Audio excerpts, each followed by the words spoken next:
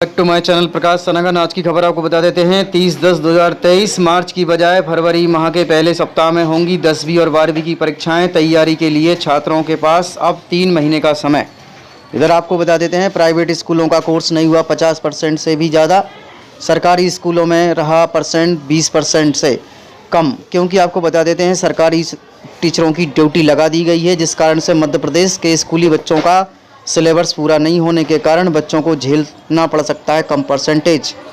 जिसके तहत आपको बता देते हैं कि 17 नवंबर 2023 को मध्य प्रदेश में संपूर्ण अवकाश रखा गया है और अभी दशहरे की भी 5 छुट्टियां रख दी गई थी, जिस कारण से बच्चों की पढ़ाई प्रभावित हो गई और फिर दीपावली की 8 दिन की फिर छुट्टियां मिलेंगी, तो इस तरह से फिर पढ़ाई प्रभावित होगी और दिसंबर में 10 दिन का अवकाश फिर रहेगा।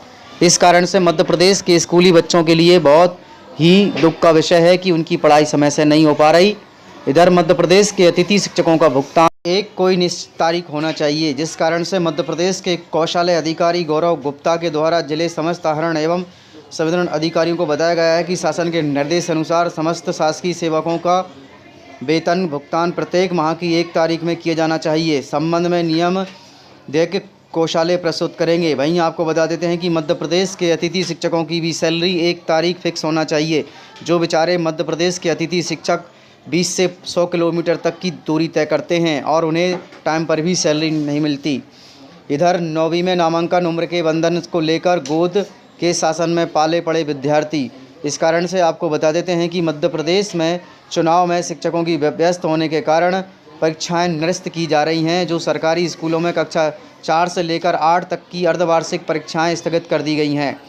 राज्य शिक्षा केंद्र के द्वारा 6 से लेकर 18 नवंबर तक परीक्षा आयोजित कराने का शेड्यूल जारी किया गया था, किंतु आपको बता देते हैं अधिकांश अधिकारी कर्मचारी और शिक्षकों की चुनाव में ड्यूटी लगा दी गई है। इस कारण से परीक्षाएं पेपर अब छप नहीं सकते और इसके अलावा धनराजू ने बताया है कि परीक्षाएं का शेड्यूल फिर से जारी किया जाएगा। इधर नवोदय विद्यालय प्रवेश के लिए आवेदन की तारीख अंतिम तिथि 31 अक्टूबर 2023 की गई थी, जो कि 10 फरवरी 2024 में निर्धारित की जाएगी।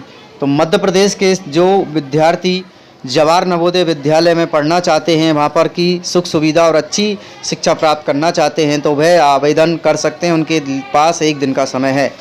वहीं मध्य प्रदेश के माननीय मुख्यमंत्री श्री शिवराज सिंह चौहान अभी तक मध्य प्रदेश के अतिथि शिक्षकों की मांगों को पूरा नहीं कर पाए और मध्य प्रदेश में आचार संहिता लग चुकी है और मध्य प्रदेश में आचार संहिता का पालन करते हुए अब देखते हैं कि मध्य प्रदेश का अतिथि शिक्षक क्या कदम उठाएगा। इधर माननीय मुख्यमंत्री श्री शिवराज सिंह चौहान से सवाल पूछे गए, आपने जो वादा किया था अभी तक क्यों नहीं हुए। इस तरह से माननीय मुख्यमंत्री श्री शिवराज सिंह चौहान ने अतिथि शिक्षकों के लिए 12 माह का वेतन और 1 साल का अनुबंध किया था और विभागीय परीक्षा लेकर उनको नियमित करेंगे। किंतु आपको बता देते हैं कि चुनाव के समय आप तस्वीर देख पा रहे होंगे, इस तरह से मध्य प्रदेश के 55 जिलों में आदेश भी जारी किए गए, किंतु अभी तक मध्य प्रदेश के अतिथि शिक्षकों की मांगें पूरी नहीं हुई, जो 2 सितंबर को महापंचायत हुई थी। और मेन बात कौन सी है कि मामा की सरकार, मामा को शासन है, अपनों को कुछ नहीं, अपन तो ये काम आदमी। 13 लाख बच्चों ने पटवारी के फार्म डाले, इनने सीटें में। और दूसरी बात इन्होंने वन रक्षक के डाले, ये पूरे गए। तो 13 लाख लड़का दे जिनने फार्म डाले और पेपर डाले, और 13 लाख उनके दोस्त और 13 लाख उनके पिता जो दर 8 साल से ठोकरा खा रहा है। कितने होगा? 39 लाख।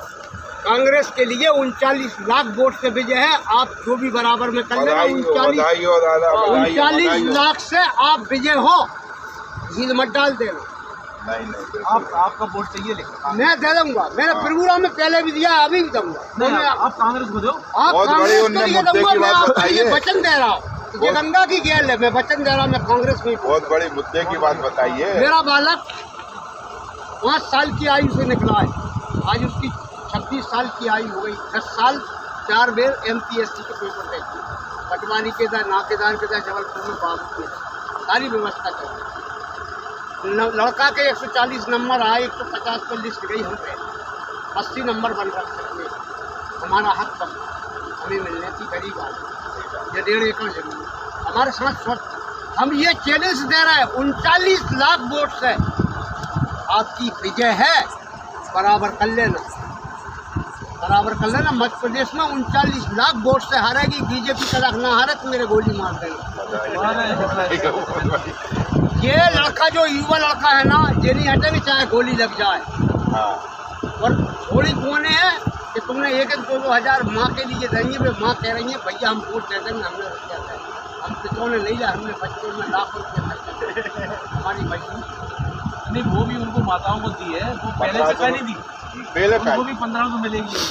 अच्छा है, आप तो लड़ो, प्रयास करो, पर लेकिन एक बात मेरी ये जरूर सुन लेना कि जैसे मैं गांव में आपतन बोलूँ, मुझे रुपया मत दिया, 10 लाख 5 लाख 4 लाख रुपये, आप पूरे गांव के लिए थोक मंदिर पे ले जाओ भैया, ये पूरे गांव 2000 1 लाख जो भी आप दे के जाओ मंदिर पर, सार्वजनिक सबके सामने दे के जाओ, आपके वोट निःशुल्क मिले।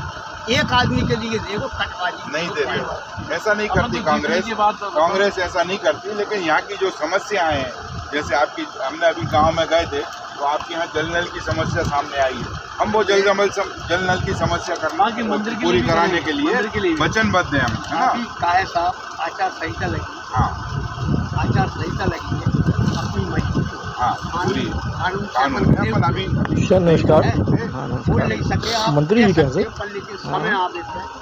सर मैं निवेदन कर रहा था 2 तारीख में संदर्भ महापंचायत हुई थी, बिल्कुल आप तो सर अभी वो लेटर वगैरह नहीं निकला है। बराबर आप कर लेना, वो तो एक साल निकल गया, बाकी का जो निकलना है एक साल का अनुबंध वाला सर। पता, लेकिन आप सोचो कि आप हाँ वो भी निकलना पूरा ज्ञान है। और मैं बताऊं, मैं आपसे इसलिए ज्यादा खुल के नहीं बोलूं, मेरे 4 बच्चा है। मंत्री जी बोल रहे हैं सर आप?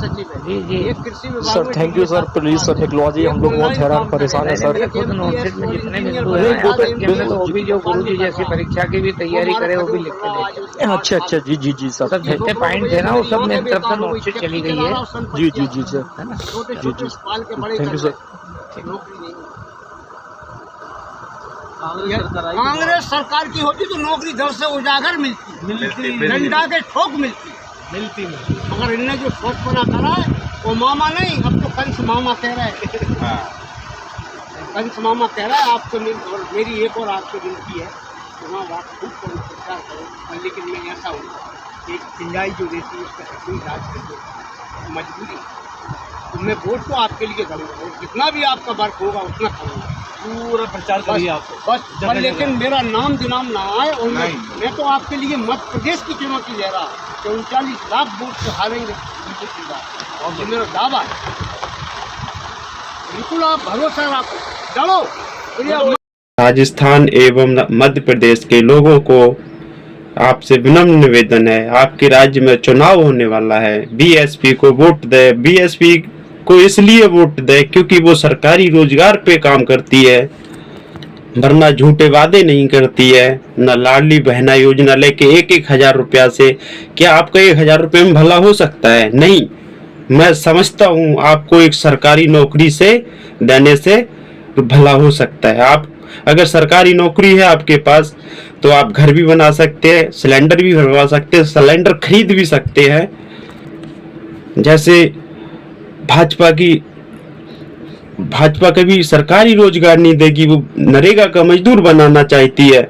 जिस प्रकार से यूपी में भाजपा सरकार ने कंप्यूटर ऑपरेटर की भर्ती पंचायत में निकाली, पंचायत में सबसे अधिक नंबर होंगे उसको, लेकिन उसकी सैलरी कितनी है? 6,000 एक नरेगा के मजदूर से भी कम है।